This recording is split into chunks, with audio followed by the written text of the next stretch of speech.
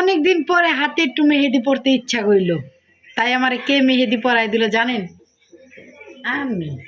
এই যে আমার ছোট বোন আমার একটু মেহেদি পরাই দিল। আমি সবসময় মেহেদি পরাই দিতাম, সবসময় ওদেরকে আমি মেহেদি পরাই দিতাম। আজকে আমারে মেহেদি পরায় দেয়, বুঝছেন? তার মানে ওরা কত বড় হয়ে গেছে, তার মানে ওরা বিয়ের উপযুক্ত হয়ে গেছে। ও মাগো, বয়স হয়ে গেছে।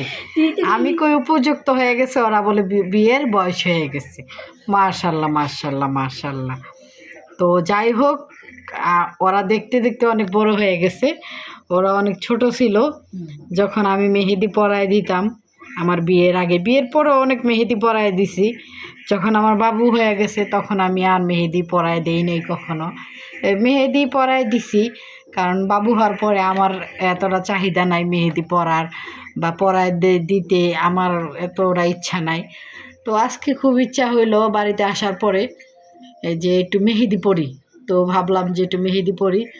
তো আমার ইচ্ছে করতেছে না যে আমি দেই নিজে নিজে। তো ভাবলাম যে একটু কেউ যদি পরাই দিত, তো বললাম ওর একটু একটু মেহেদি পরাই দাও। মেহেদি পরায় দেয় না, মেহেদি দিয়া দেয়। তো আমার একটু মেহেদি পরাই দিল। তো পরাই তো দেয় এভাবেই।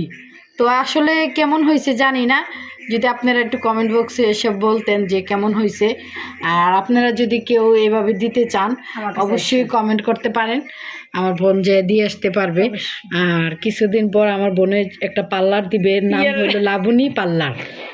লাবণী পার্লার, ঠিক আছে? তো সবাই ভালো থাকেন, সুস্থ থাকেন, আল্লাহ হাফেজ। আবার কালকে দেখা হবে।